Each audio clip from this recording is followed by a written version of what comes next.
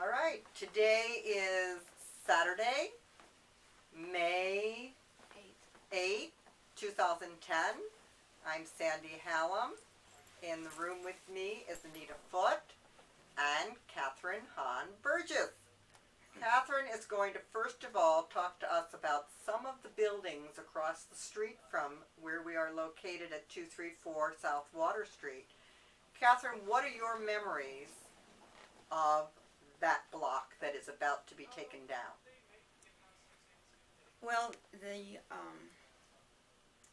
store on the corner of the alley used to be Carlens Funeral Home in the 30s.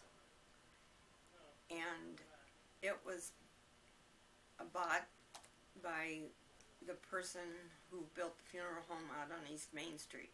He used that funeral home for a number of years, and then he built the one out on East Main Street.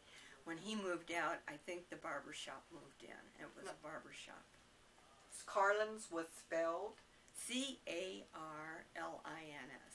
And you think that was eventually bought out by Bissler's? Not Bissler's. Oh. No. Okay, so I don't know who it is, but we know it is not Right. Bissler's. Great. Okay. The daughter was in my brother's class, but I can't remember the name of the people. Was there anything in that building prior to Carlens Funeral Home? Not that I know of, because I was pretty young in the 30s, and my uncle died and was buried from. I've been to 2 funerals in that funeral home, right? Actually, in the funeral home across the street. Yes, I sat in there, right? Wow. Yes. Because there were a lot of funerals that were actually in people's homes. Right. Bissler's funeral home was in the furniture building. The corner of the furniture building on the corner of Madway and Main Street. There was a small funeral home there, and Carlens was a small funeral home, and that was it for Kent. Right. There were next to that was, I think, Jacob's paint store. Went through several generations.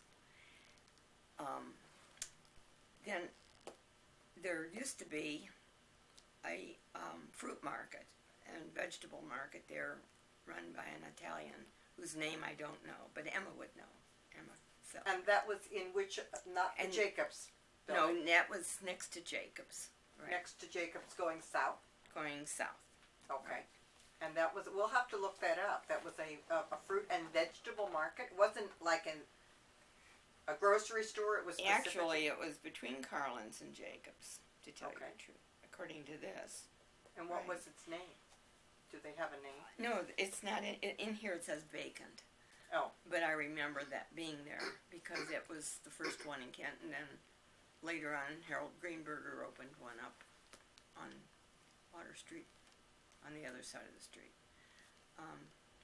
Then College Avenue intersected, which they blocked off, And on the other side of College Avenue were homes. Where the Parkway is now.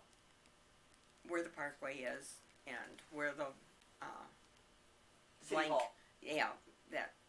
Police station. No, across from the police station where it's all grown up with trees, and there's a little parking lot in there.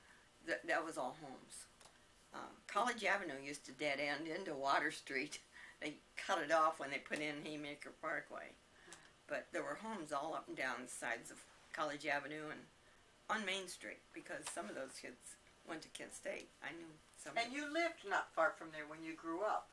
I lived on East Main Street across from the university, where Wendy's sits. So you knew people who lived. Were they rentals on College Avenue, or were they homes? Both. Mostly homes. So if we're going now north from the Carlens, and then we're going, it was the A&P across the alley? Actually,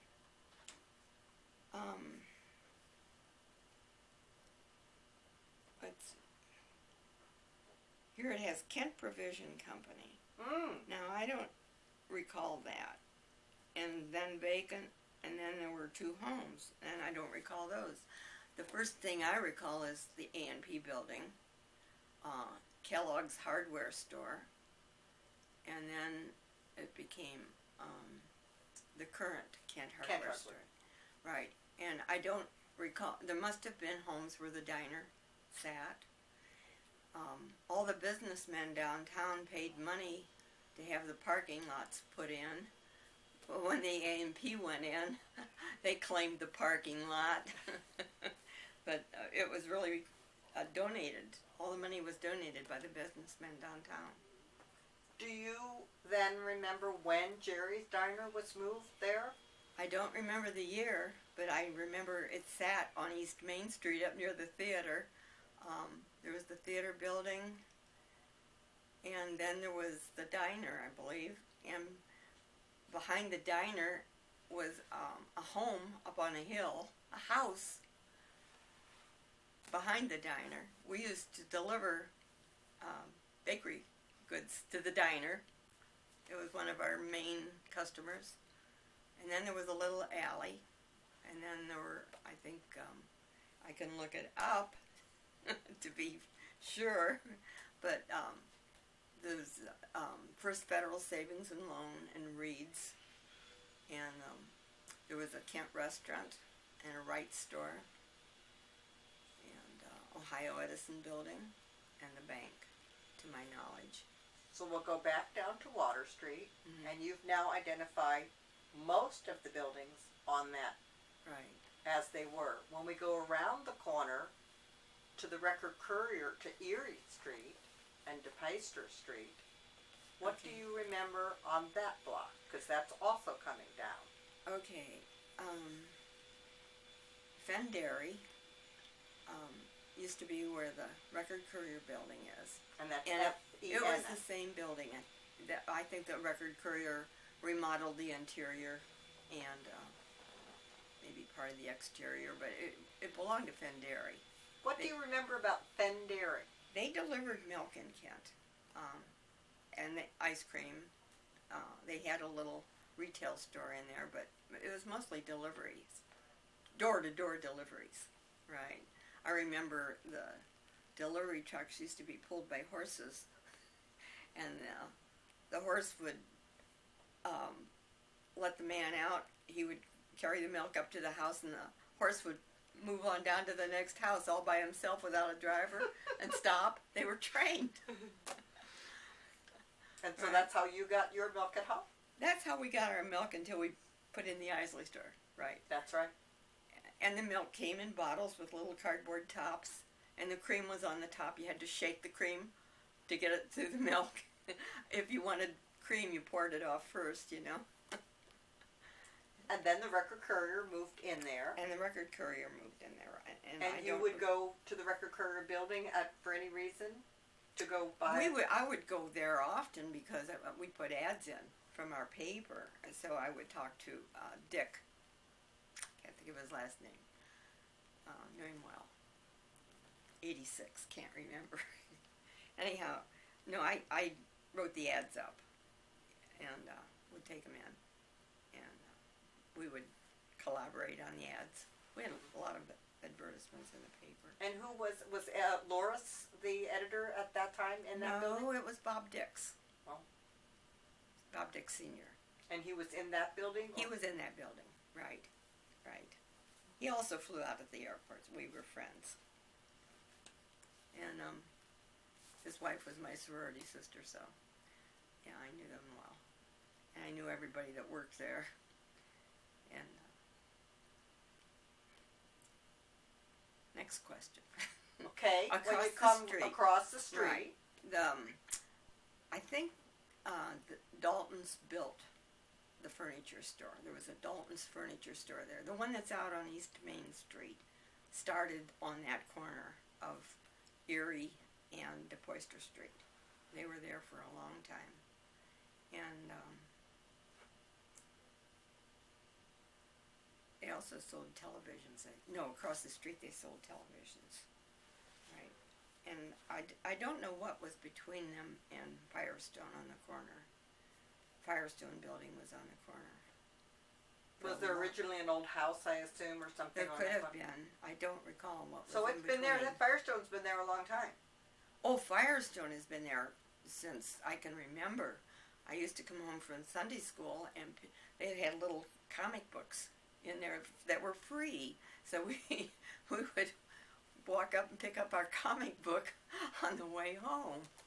So they were there for a long time. Our doctor lived next door. Dr. Brown lived next door to the Firestone Company. And I think Kathy Lily's father owned the Firestone Company. I think they lived there. Good question to ask her. Young. Her name was Young. Yeah. It was Young's Firestone Station. Hmm. And I think the house was right behind the building. I'm sure it was. So if we cross the street, what do you remember when you were young and the hotel was still a hotel? Well, they had a restaurant on the corner, and it was a really nice restaurant that we delivered to. And they owed my dad quite a bit of money, which we were repaid by eating there on Sunday afternoons free. Our family ate there every Sunday afternoon to eat up the bill. What did they serve? Was it a good restaurant? Yes, it was. It was a good restaurant. Good restaurant. They It had a beautiful lobby, marble floors, marble stairways. Had a bar to the right. The bar was there long through the 40s. I can remember going in there for drinks before dances at the university. The deck got built during the 40s, I think, also. I can remember, let's see, this little short man that owned the... I should have been reading up. I didn't know what you were Oh, going I to ask remember. There was a man who owned that for a long time. Roger was telling me, and Yes. I can't remember his name. And he was Right. the manager for many decades. He was written up in the Courier not long ago in Roger's column. Mm-hmm. And We will he- get that name and put it in. Right. And he had a victory garden in front. There was, the sidewalk didn't go all the way to the hotel. Where the deck got built, there used to be a During the war? planting there. And he made a garden out of it. It was called the Victory Garden. He grew vegetables. During the war? Was During the this? war years. Right. During the war years. He was out there digging in his garden. Right. But Do the you restaurant was still there, still going, and the, I don't know if it was the Lions or the Rotary or the Kiwanis, but one of the clubs had their meetings there at the hotel. And it was a very fine hotel. A lot of people stayed there. Do you ever remember going into one of the rooms and what they... No, I never was upstairs. Never was. I just remember that beautiful staircase they had in the lobby. Right. So we moved down from the hotel, and there's kind of a space until you get to now where Klein and Cavalli has that little diner-looking building was on the corner of Next. Erie and DePeyster. Was there anything next to the hotel? Okay, we're on DePoyster Street now. Yeah, we're on DePeyster Okay, moving south. behind it was a parking lot, and then there was a I think it was Klein and Cavalli. There was. Are they on the corner, Klein and Cavalli? No, there was another business there. It was, I think, like a Western Auto store. Yeah. They had the first television in Kent. They had this tiny little television in there. It was the first one in Kent. And they had this room with chairs, folding chairs, set up in rows. And people could go in and sit down and watch this marvelous television set before they were being sold to families. I remember when my dad bought his first television set. It was this big cabinet, and it was a radio, and it had a record player, and this tiny little screen. Yeah. That would be where the last thing that was in there was the advanced display, actually. You're right, that's a building there, Uh-huh. and now, and that building was where they were selling the television. Right. So we'll find out what that was. That's a good. Okay. I don't know much. And then we moved down the street, coming towards the. There were mostly homes. Mostly homes. The Dome, all those buildings got built later. And then you go all the way down to the end where all those little houses were that faced Haymaker. Mm-hmm. Did you ever know anybody in those little old homes? Oh yes. Oh yes. There were families that lived in those. Those were rentals. Mm-hmm. But Alice Fisher lived in one, and the Stone family lived in one. They all went to Kent State University School.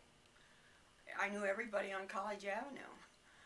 I don't understand how they divided who went to Roosevelt and who went to Kent State University. It was more or less where you wanted to go, I think, because some of the kids who lived close to the university school on Main Street went all the way to Roosevelt High School, and a lot of the kids who lived way down south on Water Street went to Kent State. I mean, the kids next door would go to Roosevelt, and the other ones would go to Kent State. So I don't know how they decided who went where. So that those little houses were all, because they've been vacant for a long time. Right. They started out being very nice homes. And then they got bought up by people who dealt with rentals and were not kept up. And but at first they were really nice homes. Yeah. In fact, College Avenue was full of professors that went to Kent State University. Because most of the professors did live right near the university. They walked to campus. They all lived within walking distance. There were very few of them that drove. The Hilltop Drive never had cars parked on it, you know. In the wintertime, when we would sled ride, we started at Merrill Hall, went down through the Sugar Bowl and across the drive and down the other side because there were no cars. And they didn't keep it plowed. It was nice and icy. Right. I don't know where they would have parked. I mean, all of them lived in Kent. In fact, I knew half the faculty growing up. They lived in our block. A lot of them, yeah. All my teachers walked to school. All of the teachers, except Mr. Herchek. He lived in Randolph. He's the only one that drove. And all the kids walked to school. We didn't have anybody arriving by bus until the Franklin school only went to the 8th grade. In the 9th grade, they were bused to the Kent State High School. And Brimfield didn't have a high school. They went through the 9th grade. So in the 10th grade, they were bused to the high school. So our small class of like 20 kids, you know, grew in the 9th grade and then grew to 80 in the 10th grade. So we graduated about 80 students. I don't think I realized that Brimfield and Franklin schools came to the university school, not Kent Roosevelt. No, Brady Lake School went to Roosevelt. But Franklin, yeah. Interesting. But Franklin and Brimfield came to Kent State. One other memory while you're up in that area, which I think is interesting, is I know that there was a very large house where the Kent stage is, but the Kent stage was probably up when you remember that block. Oh, it was up, right, because from the time I could walk downtown all by myself, I attended those Saturday afternoon matinees. They were, I think, 10 cents. And the Cardinal was in the corner building where Johnny Solom had a jewelry store, which is now a trophy store of some kind. It started out as the Cardinal. It sold confectionery and ice cream, and we would buy our nickel candy bars there and pay our dime to get into the theater, and we would sit in the same row every week and watch these serials. They would have like a 10-week serial, and they would always end at a critical spot. You had to go back the next Saturday to see what happened. And you went by yourself, or you went with your... My brother and I mostly went by myself. That's how Bob Ackworth and I became great friends, is because we started out in kindergarten together, but we were both movie fans, and we always sat in the same seats, and we've been friends ever since. We still go out to lunch once a week. Mm-hmm. His dad was a movie fan. I used to walk home with him after school because his father took every movie magazine that came out. I would sit on the front porch steps pouring through those movie magazines. Oh. In fact, Bob took a course at the university from a professor who taught old movies, and Bob knew more than he did. He was delighted to have Bob in his class because Bob has this terrific memory about old movie stars. And We only have about a half an hour left on this tape. No, I understand, and I have completed most of the inventory. Okay.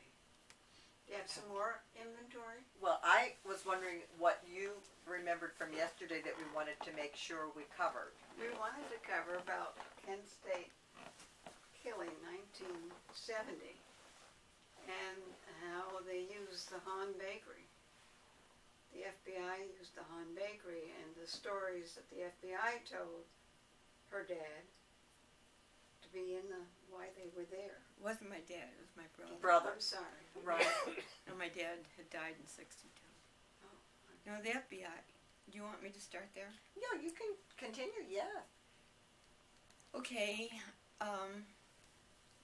several weeks before May 1st in 70, Kent started filling up with, I called them hippies.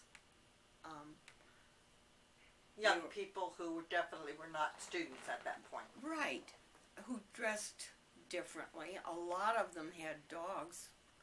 A lot of Kent people didn't know what was happening and stopped walking downtown because the town was filled with these hippies for couple of weeks at least before May 1st. And a lot of the rooming houses around Kent were loaded with these people living, and some of them who didn't have a place to stay were living in the woods up behind the university between Allerton Apartments. There used to be a big woods. They were sleeping in that woods. Nobody knew what was going on. I mean, nobody was alarmed at that time. About a week before May 1st, two men came in the store and introduced themselves to my brother, who owned the store, and showed him their credentials. They were in ordinary clothes. They announced that they were going to be sitting at the U-counter every day because they were monitoring a group of men who were sitting in our restaurant for a week before May 1st in the back dining room in the corner booth. They would come in early in the morning and sit there all day long, never leaving, but all day long people would be coming in the store and leaving. And This is Hans, or this is... this is Hans. Yeah. Fine Foods. Right on Water Street. Right on Water Street, 116 South Water. And the two men, they were from the FBI.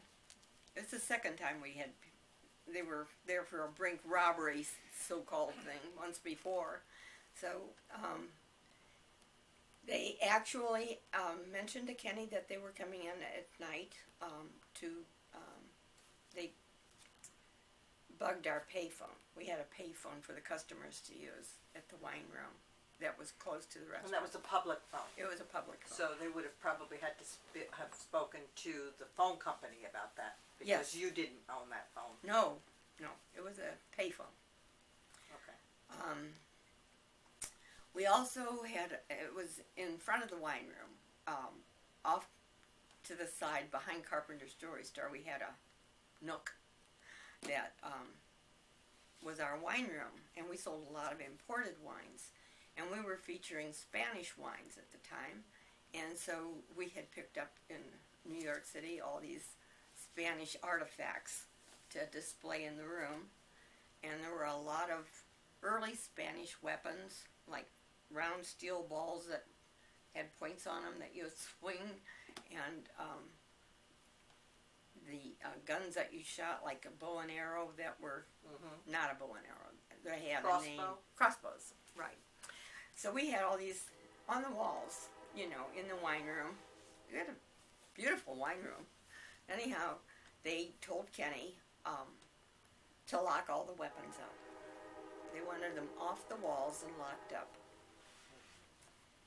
So we knew something was going to happen, but we weren't allowed to say anything. Only my brother knew about it. He told me about it, and Vern Bachtel, who is still living in the area, knew about it because he was living with Kenny at his house. So he knew about it. So Vern's last name was Bachtel? Bachtel. B-A-C-H-T-E-L. He also knew this was going on because he would hear Kenny and I talking because he was right there. And Keith knew about it. Did they give these men a name that sat in the back of your store? They said they were part of the Chicago Seven that had been in Chicago disrupting the Democratic Convention. And they moved from Chicago to Kent.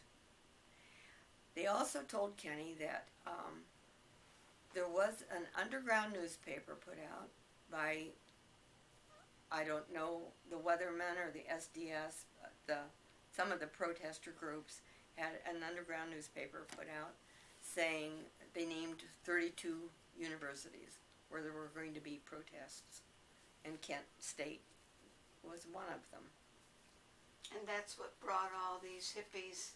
That's what brought all the hippies to Kent. We would assume that that's what brought all these hippies. Right, they came to Kent to be part of the action. But you see, the FBI, I think, made a mistake by not alerting the Kent police, who knew nothing about what was going to happen. And it didn't happen until Friday night. During the disturbances downtown. Right, they built bonfires. Were you open that night? Yes, we were open till 10 o'clock that night. Right.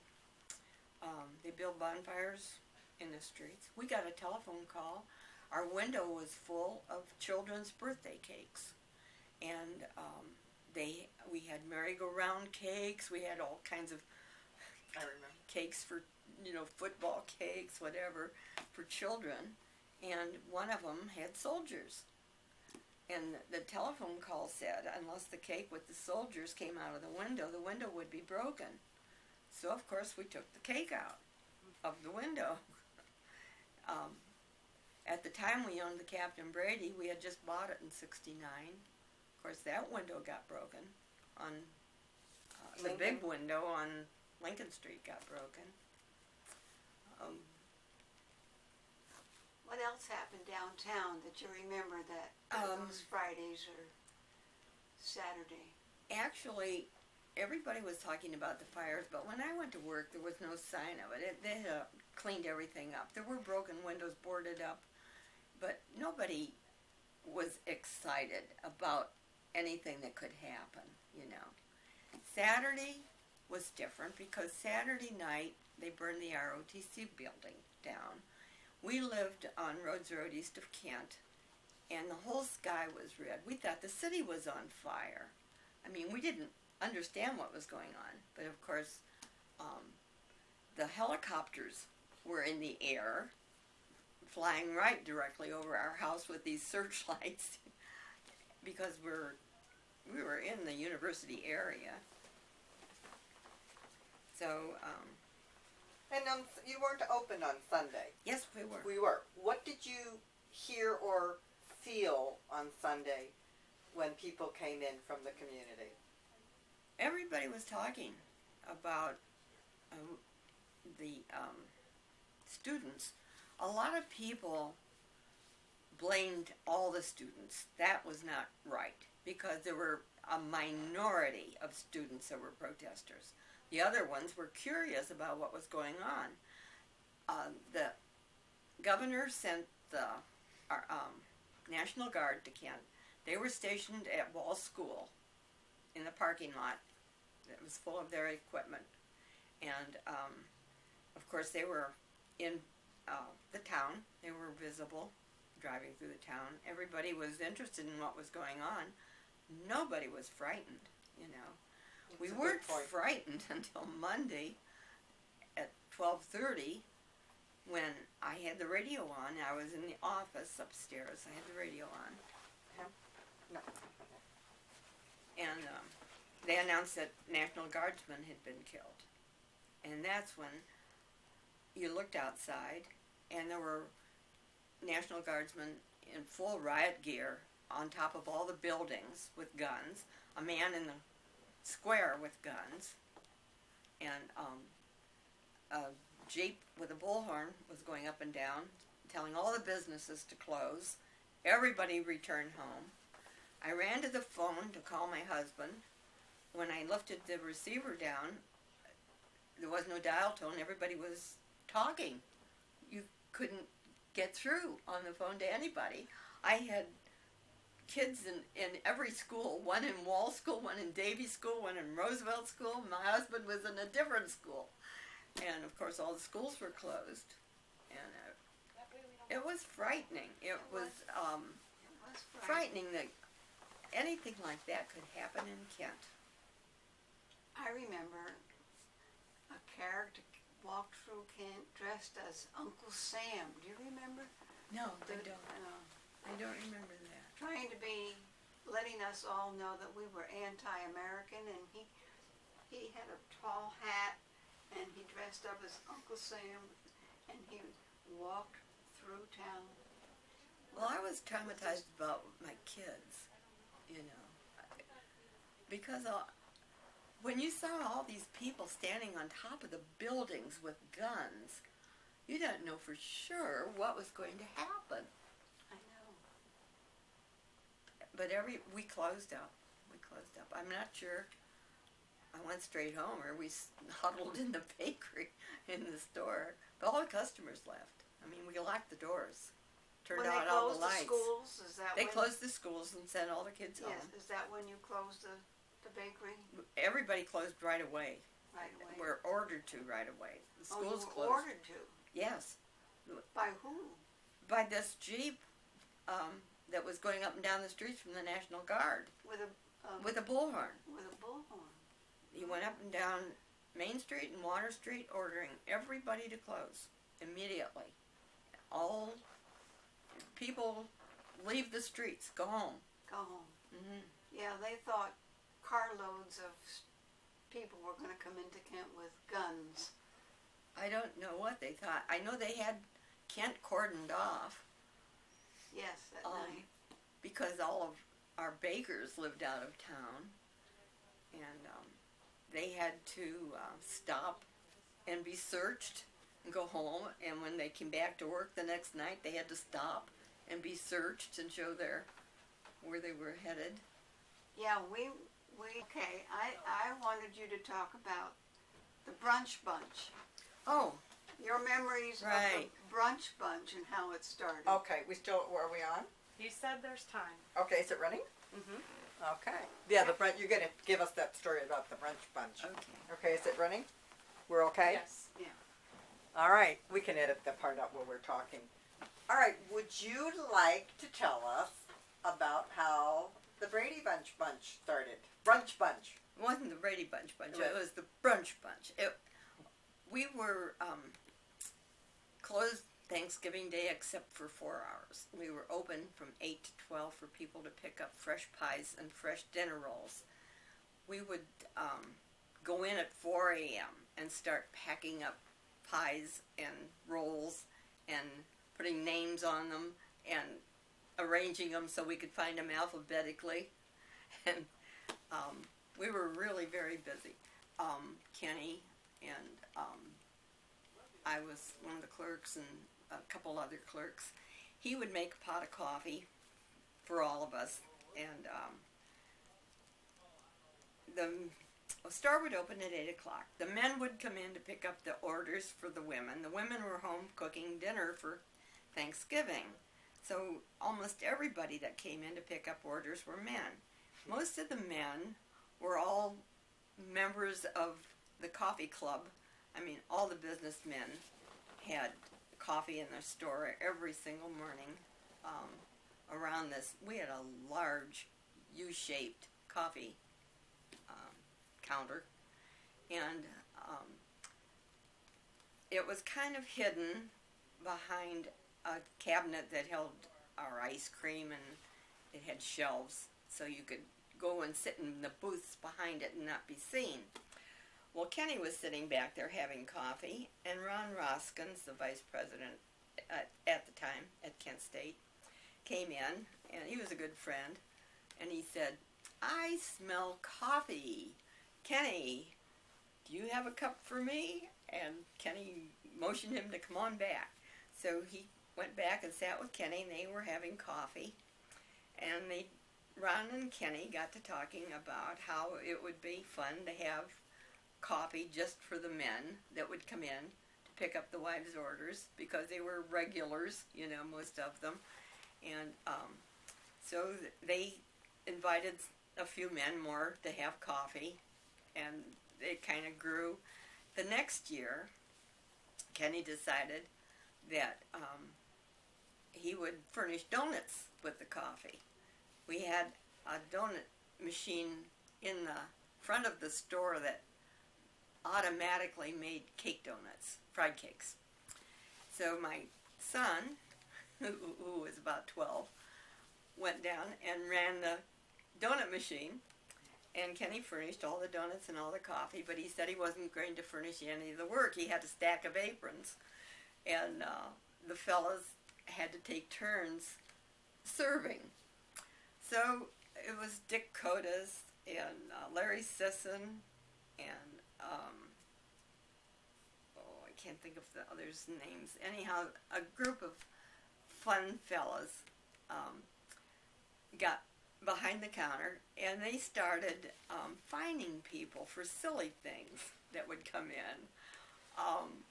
And they'd pass this basket around, and they would be collecting fines for the stupidest things. They just had it was very noisy. Everybody was laughing and talking. And all the businessmen, there was Loris Troyer and Ward Denig from Donaghy's and Harold Greenberger and all the businessmen. A lot of them were from Ravenna, because a lot of our customers were from Ravenna, but all the fellows knew each other. They just had a fun time. The first year we collected a little over $200. So they decided to donate it to a charity. What were some of the fines, the funny things that they would Or charge? they would fine somebody for not wearing a tie. The next time they would fine them for wearing a suit. Or they would fine them for not laughing at a joke. Or they were fining for talking out of turn. I mean, you name it, they thought of things. I'm up front handing out orders. I wasn't back there listening, you know. I could hear them all laughing and talking, but I was busy with customers, you know, coming in and out. But that's how it started.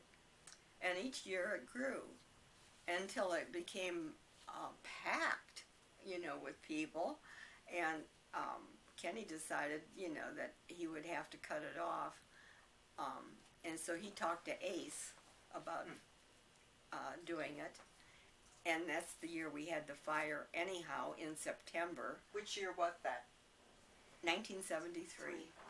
Good. I think Okay. it's the Bunch started in 68. Okay. So we had it for 4 years. That's, And then it moved to Aces. Then it moved to Massimi's. And now it's at the American Legion. And the fellas that started it really got excited about collecting this money. At our store, they never auctioned anything off. It was just all voluntary. Nobody got charged for coffee. Nobody got charged for donuts. Kenny just donated all the food. They had to do the cleanup work and do the service, you know, while he sat and enjoyed himself. And then we closed up at 12. They had to have it all cleaned up by 12. And they started the auctioning off after they left our store. Down at Ace's, I believe, they started auctioning things off to make money. And it just really took off and grew. And is still going to this day. I don't know It is. how many years later it is, 40 years Oh, later. that's good. That's a Something like very that. good history of that. But How that's many how it pies- started. That's how Okay, it started. I think we're at the end of this, Miss. How It many says pies 7 would you estimate that you might have That it's given been out to on you? a Thanksgiving? Oh, at least 500. They baked pies ahead of time. They had them in the freezer. We had big freezers, but they were baked off fresh, you know. But we had a very good bakery. They came from Aurora, Calamage, everywhere for baked goods.